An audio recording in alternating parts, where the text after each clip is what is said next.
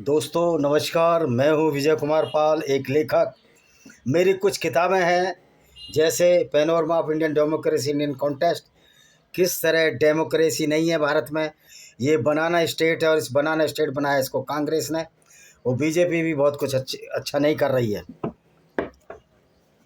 BJP तो राम को लाने की न पाखंड इतना बढ़ा दिया है कि और जो राम को लाएं हम उनको लाएंगे। भाई, राम को लाने वाला कौन होता है? राम के आदर्श कभी ख़त्म हो सकते हैं? दुनिया में हिंदू भी ना रहें तो भी राम का आदर्श ख़त्म नहीं होगा, उनकी आइडियोलॉजी ख़त्म नहीं होगी। तो ये ढोंगी पाखंडी जो नकली हिंदू हैं, जो ढोंग यात्राएं निकाल रहे हैं जगह जगह, इससे हिंदू तो कोई शब्द ही नहीं है। सनातन वैदिक धर्म है। एक बीए भी जिसको पास नहीं है, धीरेन्द्र शास्त्री, वो लोगों को, हिंदुओं को बेवकूफ़ बना रहा है। पढ़े लिखे समझदार हिंदुओं को समझना चाहिए कि सनातन वैदिक धर्म वेदों से चलता है, जिसमें जाति की कोई कॉन्सेप्ट नहीं है। कर्म के हिसाब से सारे वायदे हैं। तो दोस्तों, आज हम इस्लाम के बारे में जैसे कि हम चर्चाएं किया करते हैं कि अल्लाह एक कॉन्ट्रैक्ट किलर है, यानी वो भाड़े के हत्यारे भेजता है। जो भाड़े के हत्यारे हैं मुसलमान, जो मोहम्मद साहब ने तैयार किए थे, सिर्फ अपनी काम वासना की पूर्ति के लिए बनाया था और 5वां हिस्सा खुद रख लेता था। अल्लाह ने हत्यारों की फ़ौज खड़ी कर रखी है। इन हत्यारों को सबक सिखाने की ज़रूरत है दोस्तों। अब ये पूछेंगे, ये हत्यारे कौन है? जो भी व्यक्ति कुरान पढ़ता है, जो मुसलमान ये आपसे कहे कि आपका अल्लाह ऊपर से तो सब एक हैं, उनको ये समझाओ, भाई मुसलमान भाई, आप अपनी कुरान पढ़ो। आपका अल्लाह और हमारा वसुदेव कुटुंबकम की जो कॉन्सेप्ट है, जो सनातन वैदिक धर्म की, वो एक नहीं है। क्योंकि सनातन वैदिक धर्म तो वसुदेव कुटुंबकम की परिकल्पना पर आधारित है।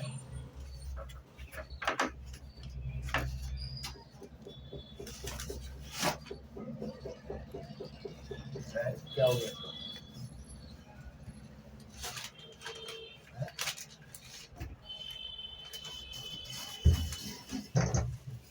वसुदेव कुटुंबकम की अवधारणा पर दाखिल है, आधारित है। और तुम्हारा अल्लाह तो गैर मुस्लिमों के लिए कोई स्कोप ही नहीं देता, उनको तो कत्ल करने की बात कहता है।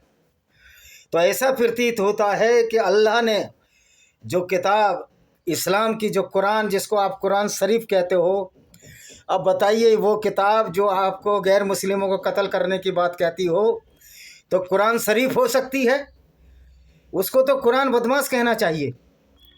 जो ये लोग कहते हैं कि मोहम्मद पर अटैक हुए, भाई ऐसा कुछ नहीं है। मोहम्मद ने ही अटैक किया हर जगह, क्योंकि अल्लाह ने प्रॉफिट मोहम्मद के नाम पर, जो कि सेल्फ प्रोक्लेम्ड प्रॉफिट था, एक ऐसी हत्यारों की फौज तैयार की जो कि कुरान की आयतें पढ़कर गैर मुस्लिमों को कत्ल कर रहे हैं।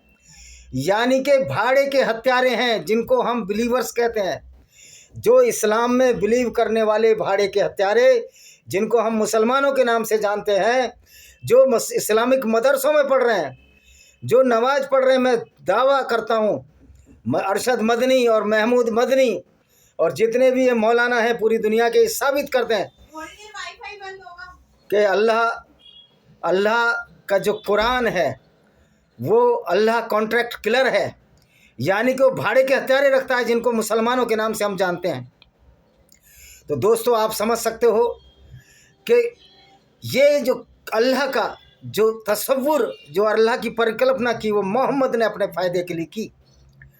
वो मोहम्मद जिसने दुनिया भर के काफ़िले लूटे। मैं पूछता हूँ, क्या यह अल्लाह का काम है कि ऐसा पैगंबर भेजे जो काफ़िले लूटता हो?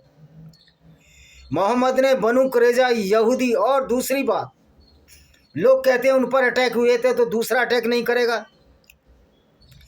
मोहम्मद पर कोई भी अटैक नहीं हुआ था। एक भी अटैक अगर मोहम्मद पर कोई सिद्ध कर दे, किसी मौलाना की औकात नहीं, किसी मुसलमान की औकात नहीं, किसी मौलवी की औकात नहीं कि जो मोहम्मद पर अटैक सिद्ध कर दे।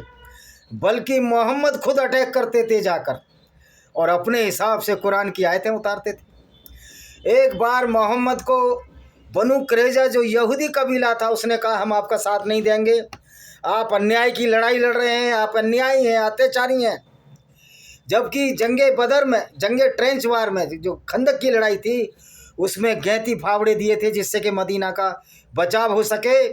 ये वो मोहम्मद था, उसी कबीले को बाहर भेज दिया, खदेड़ दिया मदीना से 6 बड़े कबीले, 3 बड़े कबीले और 6 छोटे कबीलों का सत्यानाश इस मोहम्मद ने किया अपनी धन लिप्सा और काम लिप्सा की पूर्ति के लिए।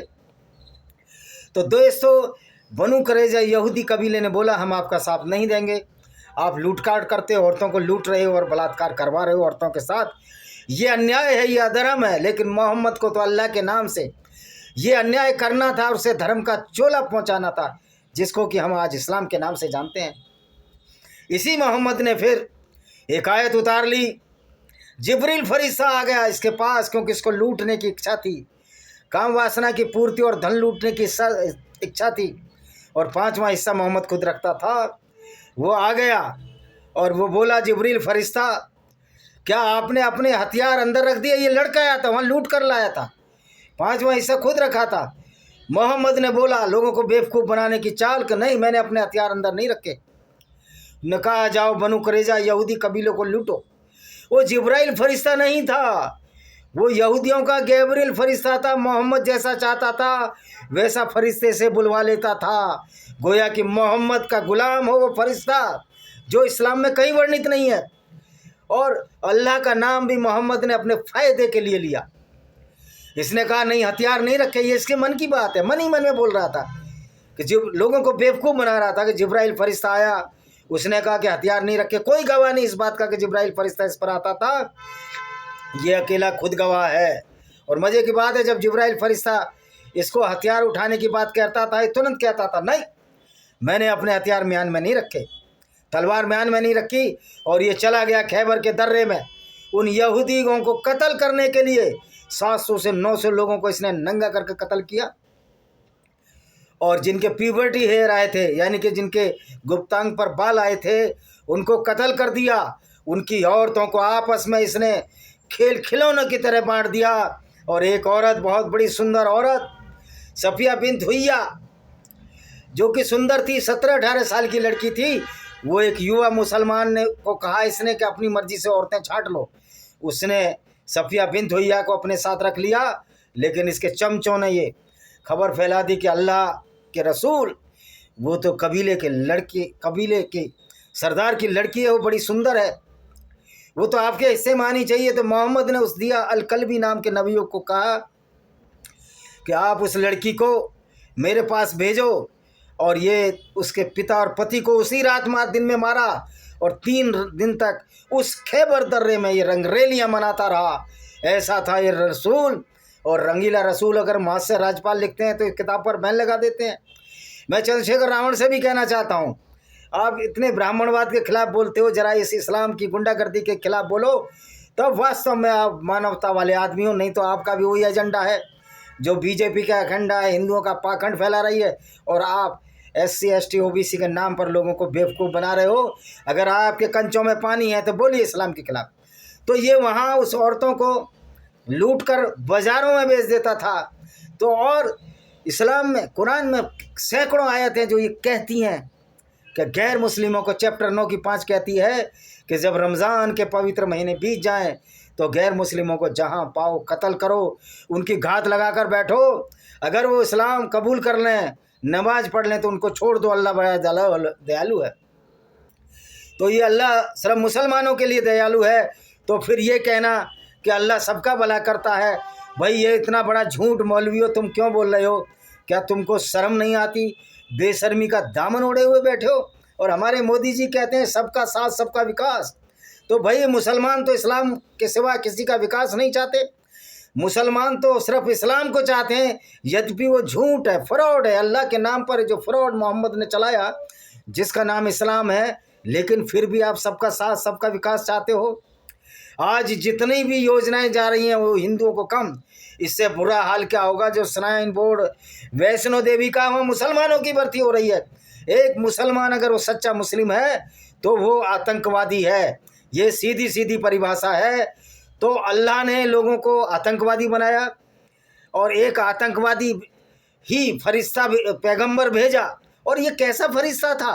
ये नाम का फरिश्ता था, हालांकि फरिश्ता नाम की कोई चीज़ नहीं थी। ये झूठ मोहम्मद ने गढ़ा, फिर भी एक बार फरिश्ता मान लें। ये कैसा फरिश्ता था जो मोहम्मद को कहता था औरतों से बलात्कार करो, औरतों को बाजारों में बेचो? इस तरह के फरिश्ते होते हैं। ये फरिश्ता था या शैतान था? ये तो सचमुच शैतान था। और ये पैगंबर था या एक हत्यारा था? ये एक सर्टिफाइड हत्यारा था जिसने गैर मुस्लिमों को कत्ल किया। और इस विचारधारा की वजह से बहुत सारे यहूदी, ईसाई, हिंदू, जैन और बुद्धिस्ट आज तक कत्ल होते आ रहे हैं। लेकिन बीजेपी वाले पाखंडी हिंदुओं को ये नहीं दिखता। उनको कुरान की नॉलेज नहीं, आरएसएस वालों को कुरान की नॉलेज नहीं। ये ज्ञान के हिजड़े हैं, यानी इनको ज्ञान नहीं है। अज्ञानी भी नहीं है, ज्ञानी भी नहीं है, बीच में लटके हुए लोगों जो तुम पाखंड फैला रहे हो। तुमसे अच्छे तो वो एक्स मुस्लिम है जो इस्लाम छोड़कर इस्लाम की बारीकियों पर चर्चा कर रहे हैं, जो ये कहने की हिम्मत रख रहे हैं कि इस्लाम एक गुंडागर्दी है गैर मुसलमानों के खिलाफ। ये 56 इंच के सीने वाले को ना कुरान की नॉलेज है, ना इस्लाम की नॉलेज है, ना वेदों की नॉलेज है। ये तो गणेश की सूंड में हाथी की सूंड लगाता है, क्योंकि ये साइंस पढ़ा लिखा आदमी नहीं है। इसको जीरो नॉलेज है, लोगों को बेवकूफ़ बना रहा है। मैं मास्टर इन जूलॉजी हूँ। मैं मोदी को चैलेंज देता हूँ कि हाथी की सूंड आदमी की सूंड पर कैसे लग जाएगी। ये पाखंड अब चलने वाला नहीं है। जेल जाने से कोई नहीं डरता, जेल जाने से डराते हो। तुम्हारा वो हश्र होगा जो पाखंड आप फैला रहे हो, जो सनातन वैदिक धर्म की जो वाट लगा रहे हो तुम, और इस्लाम के बारे में तुम कुछ नहीं बोलते। तुम नकली झूठे और पाखंडी हिंदू हो। आरएसएस झूठों का सरदार है। आरएसएस में ऐसे लोग भरे हुए हैं जिनको हिंदू धर्म की एबीसीडी नहीं आती। ये कहते हैं हम क्यों कुरान पढ़ें। अरे तुम कुरान पढ़ोगे जब तो इस्लाम के बारे में बोलोगे। तुमको तो अम्ब भी नहीं आता कुरान का। हम खुलकर बोल रहे हैं कि मोहम्मद लूट मचाते थे, काफिले लूटते थे, 5वां हिस्सा खुद रख लेते थे। तो दोस्तों, इन आरएसएस वालों को और पूरे बीजेपी ने हिंदुओं का ठेका नहीं ले रखा। सनातन वैदिक धर्मियों को अपना ठेका खुद लेना पड़ेगा। हमारे वोटों से बीजेपी बनती है, बीजेपी की वोटों से हम नहीं हैं। इनको ज़रूरत है, ये भिखारी हैं, वोटों के सौदागर हैं। ये हमारे घर पर आएंगे, भिखारी वोट मांगेंगे, दर दर पर आएंगे। इनसे सवाल करो, क्या गाय माता है, कुत्ते पासू नहीं है, उनके खिलाफ मानव उनके साथ मानवता नहीं बरती जानी चाहिए। ये जो झूठ और पाखंड। दूसरी बात, ये बहरों की सवारी है कुत्ता, जो उग्र स्वरूप है भगवान शंकर का। आप ये बताइए, बहरों को पूजने वाले क्या बीजेपी को वोट देंगे? तो ये पाखंडी कुछ वर्ग के लोग जिन्होंने मलाई चाटी है आज धर्म के नाम पर, ये उन लोगों का समूह है। ये भी परफेक्ट गुंडागर्दी है, क्योंकि हिंदुओं को धोखा देना भी गुंडागर्दी है। और मैं उस समुदाय से आता हूं, तुम्हारी औकात नहीं जो गिरफ्तार कर लो। 52% वोट तुम्हारे खिलाफ जाएगा। तुम सत्ता से बेदखल होकर सड़कों पर नाक रगड़ने वाले लोग हो, जो तुम पाखंड फैला रहे हो। तो दूसरी बात आप करिए, इस्लाम की सच्चाई बताइए। अगर आरएसएस सच्चा हिंदू है, वो तो मुस्लिम राष्ट्रीय मंच बनाता है। उस इस्लाम के लोग जो कि जिनकी किताब कहती है, चाहे आरएसएस वाले हों, चाहे मोदी जी हों, वो हमारी नज़र में तो काफिर हैं, नजस है, नीच है, गंदे हैं, वाजिब कातिल हैं। उन लोगों के साथ आप पिंगे बढ़ाते हो। आपकी पार्टी में कितने लोग ऐसे हैं जो इस्लाम को मानने वाले लोग हैं? मैं शाहनवाज अंसारी से पूछना चाहता हूँ, मुख्तार अब्बास नकवी से पूछना चाहता हूँ, जो बीजेपी के राज्यसभा सांसद रह चुके हैं, एमएलए भी रह चुके हैं, मंत्री भी रह चुके हैं। क्या आप इस्लाम को खारिज करते हो? क्या इस्लाम की जो आयतें हैं उनको नहीं मानते हो? ये इस्लाम की आयतें मानते हैं तो ये बीजेपी में जो मुसलमान हैं, अगर इस्लाम की आयतें मानकर वैसा ही कार्य कर रहे हैं तो ये भी आतंकवादी हैं, क्योंकि इस्लाम के अनुसार जो कार्य करेगा वो आतंकवादी है। तो ये अल्लाह ने कैसी फौज बनाई मुसलमानों की? इससे अल्लाह एक कॉन्ट्रैक्ट किलर है। तो दाऊद इब्राहिम से भी बड़ा कॉन्ट्रैक्ट किलर है। ये तो नाजी हिटलर से भी बड़ा कॉन्ट्रैक्ट किलर है। ये बात लोगों को समझ में नहीं आती। ये कुरान की आयतों से मैं बता रहा हूँ।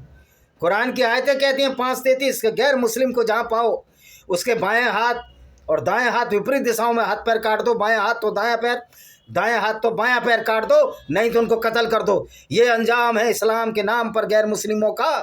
गोया कि अल्लाह एक कॉन्ट्रैक्ट किलर है और वो भाड़े के हत्यारे मुसलमान हैं जो 5 वक्त की नमाज़ पढ़ते हैं और 48 बार नमाज में हमको गाली देते हैं, काफिरों को गाली देते हैं। मैं कोई कुलश्रेष्ठ नहीं हूँ पुष्पेंद्र कुलश्रेष्ठ जो 8 करोड़ ले ले। मैं तो इतना चाहता हूँ कि मेरे चैनल को सब्सक्राइब करो, इसको देखो, बेल आइकन दबाओ। मुझे पैसे की आवश्यकता नहीं है। मैं तो लोगों को मैं जागृति ला रहा हूँ और हम उनको सल्यूट करते हैं, एक्स मुस्लिमों को जिन्होंने इस्लाम छोड़ा, इस्लाम की गुंडागर्दी के खिलाफ पड़े हैं। उनका साथ दो, बीजेपी का साथ देने की कोई आवश्यकता नहीं। अगर हम यूनाइटेड हैं, ये मोदी जी हमारे दरवाजे पर आएंगे, नाक रगड़ेंगे। बीजेपी से हिंदू नहीं है, हिंदू से बीजेपी है, सनातन वैदिक धर्म है, ये हमको समझ लेना चाहिए। इसी के साथ हम इस वीडियो को विराम देते हैं। वंदे मातरम, जय हिंद, आपका दिन शुभ हो।